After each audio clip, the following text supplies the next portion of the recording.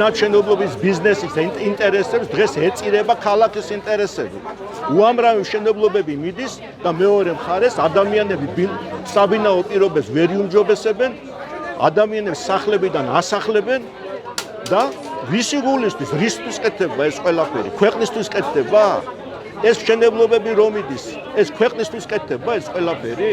თუ ქვეყნისთვის კეთდება, მაშინ დაგვანახო, რომ ამ მშენებლობების პარალელურად უმჯობესდება ადამიანების საბინაო პირობები. ჩვენ ხო ვიცით, შემთხვევა ორჯერ თუ სამჯერ ადამიანმა თავი მოიკლა. იმიტომ რომ ბინას ტოლვილი იყო და ბინას არ აძლევდა.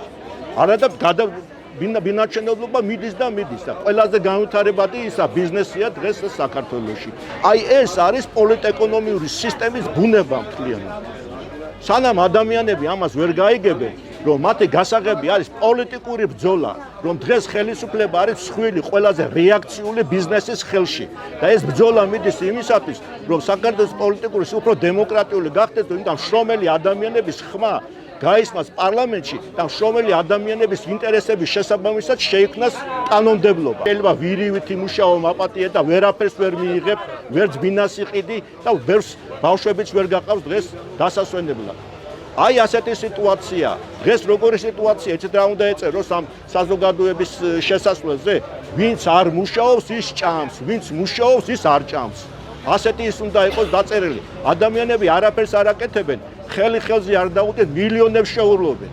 მილიონებს და აქ სამათხოვრო გახდა პატარ-პატარა ფართებსაც კი არ აძლევენ.